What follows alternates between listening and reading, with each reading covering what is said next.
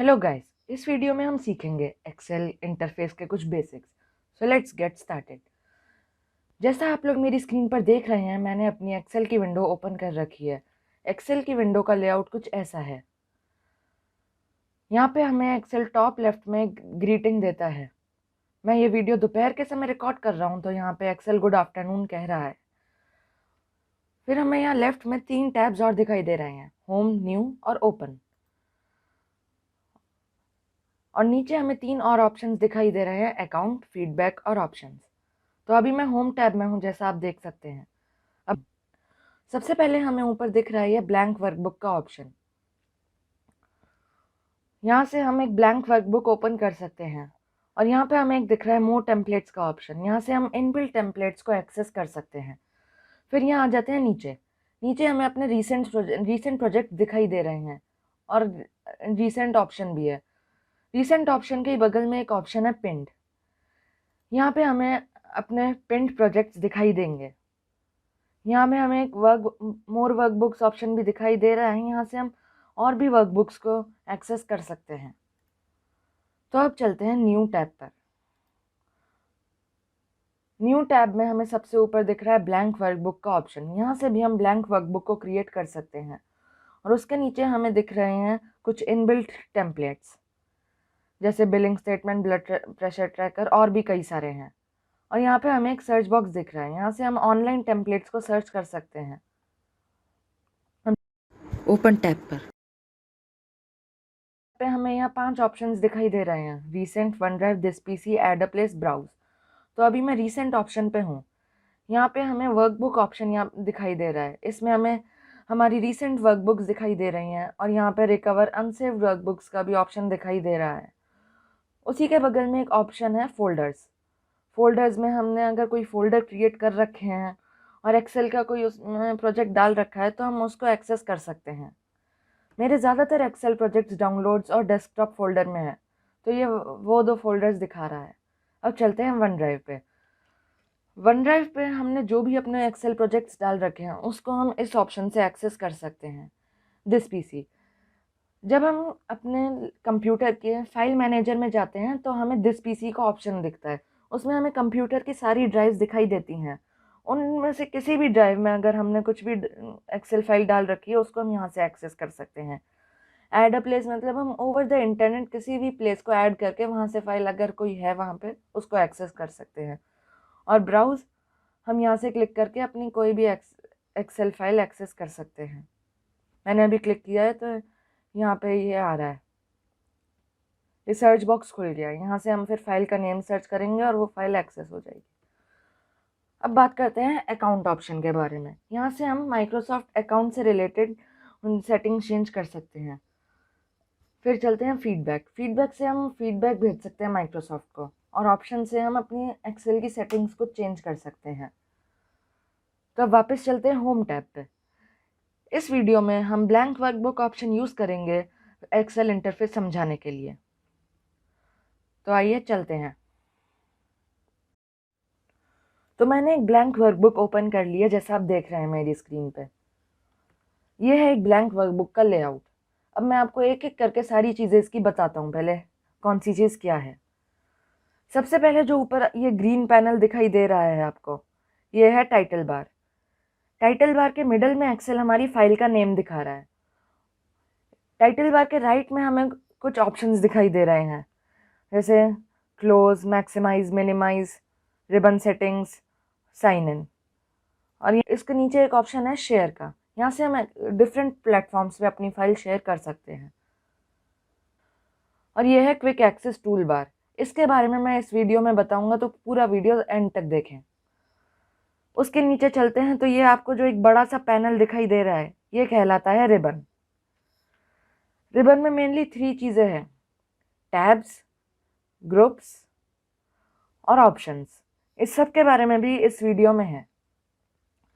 उसके नीचे चलते हैं, ये है सर्च बॉक्स। यहाँ से हम किसी भी सेल को आसानी से लोकेट कर सकते हैं। फिर इधर आ जाते हैं, ये जो आपको एक बड़ी सी बार दिखाई दे रही है, ये कहलाती है फॉर्मूला बार। यहाँ से हम किसी भी सेल कंटेंट को एडिट कर सकते हैं और कोई फार्मूला भी लिख सकते हैं। ये है फार्मूला बटन।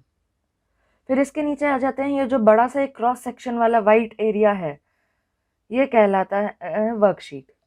इसी में हम अपनी सारी डेटा एंट्री करते हैं। जैसे मैंने अब ये डी सेलेक्ट किया, ये जो सेलेक्ट हुआ एरिया ये कहलाती है रो, ये पूरा नीचे तक सेलेक्ट हुआ है। और अब जैसे मैंने ये 8 सेलेक्ट किया, ये जो हॉरिजॉन्टल में सेलेक्ट हुआ ये कहलाता है कॉलम। उसके नीचे चलते हैं तो ये है शीट नेम, जहाँ आपको शीट 1 दिखाई दे रहा है, और इसके बगल में है ये प्लस आइकन। इससे हम न्यू शीट्स ऐड कर सकते हैं अपने वर्कशीट में। और यहाँ है हमारा मोड, जिस मोड पे हम काम कर रहे हैं। तो अब मैं एक एक करके आपको सारी चीज़ें एक्सप्लेन करूँगा जो मैंने आपको बताई। तो जो सबसे पहले एक्सप्लेन करने वाली चीज़ है वो है quick access tool bar. Excel हमें ये क्विक एक्सेस टूल बार इसलिए देता है जिससे हम अपने कुछ टूल्स हैं आसानी से एक्सेस कर पाएँ। मैं आपको एग्जांपल देता हूँ। एक्सेल हमें बाय डिफ़ॉल्ट ये save option quick access tool bar में देता है।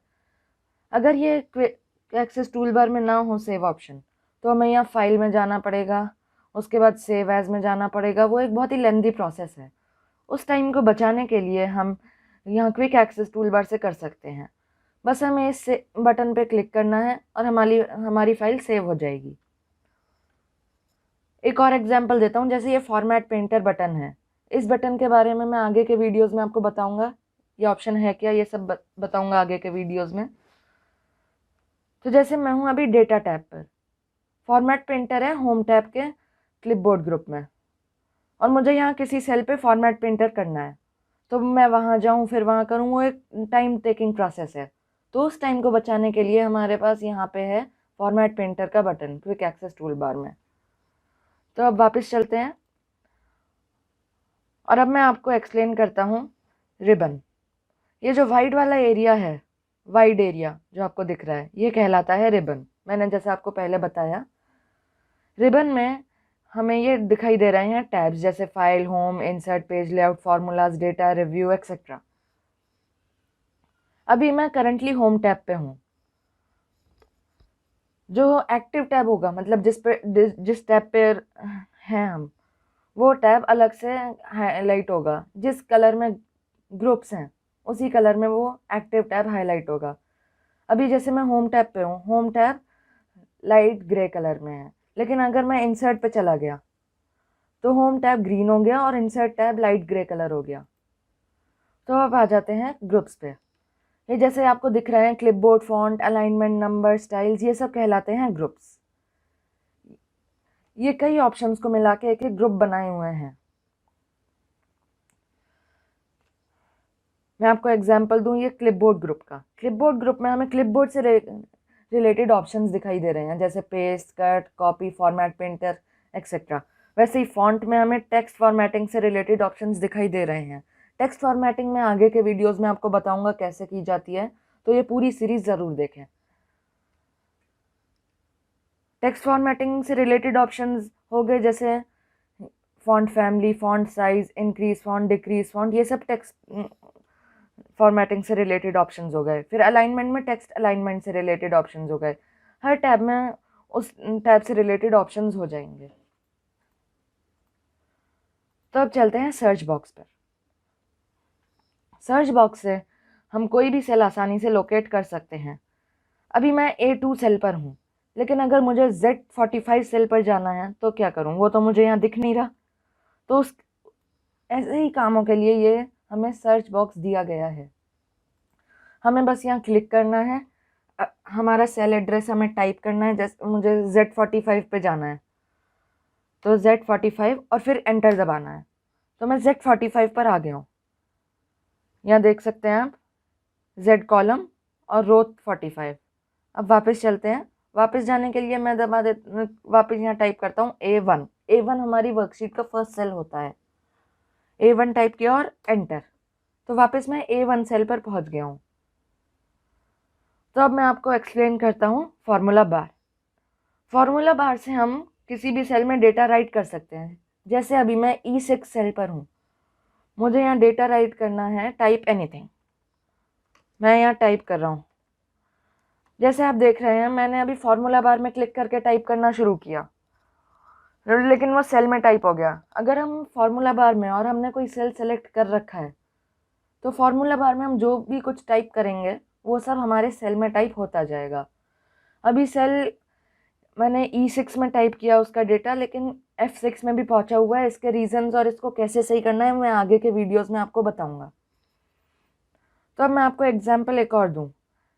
यहाँ से अब मुझे जाना है G9 सेल पे, G9 पे हूँ मैं, और अब मुझे यहाँ कुछ टाइप करना है।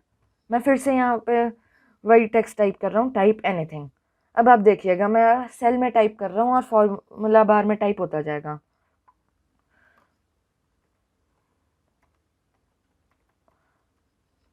मैंने सेल में टाइप किया है, फॉर्मूला बार में भी टाइप होता जा रहा है। सेल और फॉर्मूला बार आपस में लिंक्ड होते हैं। अब यहाँ फॉर्मूला बार के बटन बगल में हमें एक ऑप्शन दिखाई दे रहा है, फॉर्मूला बटन। यहाँ से हम अपने सेल में जो सेलेक्टेड सेल होगा उसमें कोई भी फार्मूला इंसर्ट कर सकते हैं। इन फार्मूलेस के बारे में भी आगे के वीडियोस में मैं आपको बताऊंगा। अब चलते हैं फार्मूला बार के बगल वाले दो बटन्स पर। हमें यहाँ दो ऑप्शंस दिख रहे हैं, टिक और क्रॉस। अब मैं इन दोनों को आपको एक्सप्लेन करता हूँ। जैसे अभी ये ब्लैंक सेल है, मैंने इसमें टाइप किया टाइप एनीथिंग और यहाँ पे टिक पे क्लिक कर दिया तो हमारे चेंजेस सेव हो गए। लेकिन अगर अब मुझे इस टाइप एनीथिंग को कुछ चेंज करना है, टाइप अ थिंग करना है, तो मैंने वहाँ किया टाइप अ थिंग। मैंने यहाँ टाइप अ थिंग लिख दिया, लेकिन ये मुझे उतना अच्छा नहीं लग रहा। तो अब बस मुझे करना क्या है, मुझे इस क्रॉस पे क्लिक करना है, तो ये वापस हमारे चेंजेस अंडू कर देगा। वापस टाइप एनीथिंग पे पहुंच गए हम। लेकिन अगर हम क्रॉस पे क्लिक करने से पहले दूसरे किसी सेल को एक्टिव सेल बना देते तो हम क्रॉस पे क्लिक करके अंडू नहीं कर पाते, उसके लिए हमें कंट्रोल Z करना पड़ता। तो अब चलते हैं अपने ये जो एरिया है वर्कशीट, इस पे अब चलते हैं। इसी वर्कशीट पे हम अपनी सारी डेटा एंट्री करते हैं।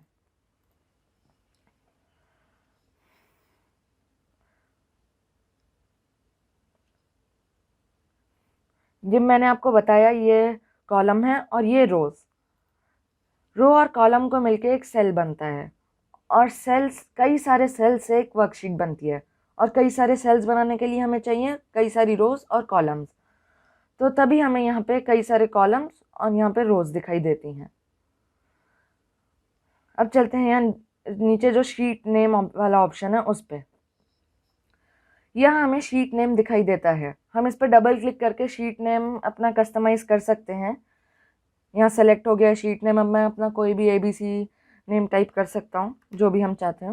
मैंने ये नाम टाइप कर दिया है। वापस मैं इसको शीट 1 कर दे रहा हूँ। मैंने इसको वापस शीट 1 कर दिया है। इसके बगल में हमें एक प्लस ऑप्शन भी दिखाई दे रहा है। अगर देखते हैं इस पर क्लिक करने से क्या होता है। इस पर क्लिक करने से नई शीट्स वर्कशीट में, वर्कबुक में इंसर्ट होती जाती हैं। एक हमें कंटिन्यूएशन दिख रही है शीट नेम्स में। पहली शीट है शीट 1, तो दूसरी अपने आप हो गई शीट 2 और तीसरी हो गई शीट 3। ये एक्सेल एक फीचर देता है कि बाय डिफ़ॉल्ट वो एक कंटिन्यूएशन में शीट नेम्स इंसर्ट करता जाता है। हम किसी भी शीट नेम पे डबल क्लिक करके उस शीट को कस्टमाइज़ कर देते हैं, और जो एक्टिव शीट होगी वो वाइट कलर से इंडिकेट होगी और बाकी सारी लाइट ग्रे कलर से। तो अब हम चलते हैं अपने वीडियो के अगले टॉपिक पर। हमारा अगला टॉपिक है ये मोड। हम किस मोड में काम कर रहे हैं। अभी हम रेडी मोड में हैं। रेडी मोड इसलिए क्योंकि एक्सेल अभी डेटा एंट्री के लिए रेडी है। अब जैसे मैंने ये C8 सेल सेलेक्ट कर रखा है और इसमें मैं कोई डेटा एंट्री करता हूँ। जैसे मैं इसमें डेटा एंट्री कर रहा हूँ सब्सक्राइब। मैंने यहाँ टाइप किया तो देखिए एंटर मोड में चला गया। एंटर मोड में इसलिए चला गया क्योंकि हम कोई डेटा एंट्री कर रहे हैं अभी। अब जैसे ही मैं किसी और सेल पे क्लिक कर दूंगा तो वापस रेडी मोड में चला गया, डेटा एंट्री के लिए रेडी है। अगर मैं यहाँ फार्मूला बार में क्लिक कर दूंगा तो एडिट मोड में चला गया है, क्योंकि हम सेल कंटेंट एडिट करते हैं फार्मूला बार से। अब जैसे मुझे यहाँ पे सेल कंटेंट एडिट करना है, मैं F2 भी दबा सकता हूँ, जो सेल कंटेंट एडिट करने का शॉर्टकट होता है। मैंने F2 दबाया और ये एडिट मोड में चला गया, आप देख रहे होंगे।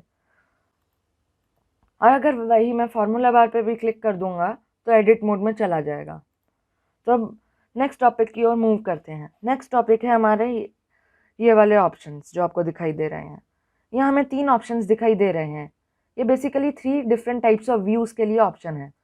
फर्स्ट ऑप्शन है नॉर्मल, सेकंड है पेज लेआउट और थर्ड है पेज ब्रेक व्यू। ये अलग अलग टाइप्स के व्यूज़ हैं। उसके बगल में हमें एक ये जूम बार भी दिख रही है, इससे हम जूम इन या जूम आउट कर सकते हैं। इसके बगल में हमें दो आइकन्स भी दिखाई दे रहे हैं, प्लस और माइनस। इन पे क्लिक करने से हम जूम इन या जूम आउट कर सकते हैं। यहाँ बीच में हमें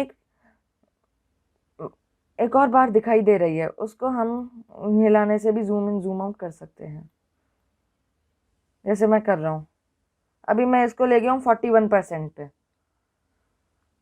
अब मुझे जो पहले Z तक के सेल कॉलम्स नहीं दिख रहे थे, अब मुझे वो AY तक के कॉलम्स दिख रहे हैं। आप यहाँ दिख रहे हैं, आप यहाँ ध्यान से देखें। जूम आउट कर दिया है। हमें जब कोई सेल लोकेट करना है तो हम जूम आउट करके ऐसे लोकेट कर सकते हैं। हम वापस जूम इन करते हैं। अब मैं ले गया हूँ 394% पे।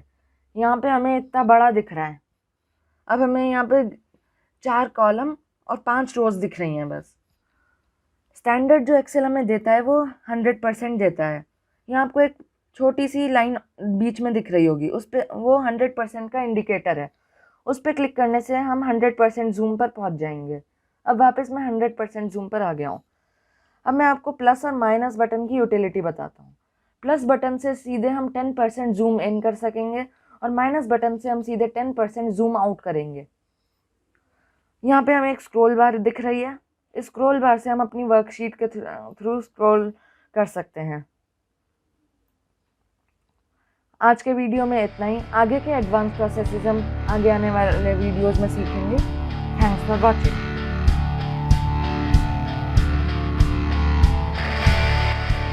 नेक्स्ट वीडियो में हम एक्सेल के डेटा एंट्री और फॉर्मेटिंग सीखेंगे। तो stay tuned and thanks for watching.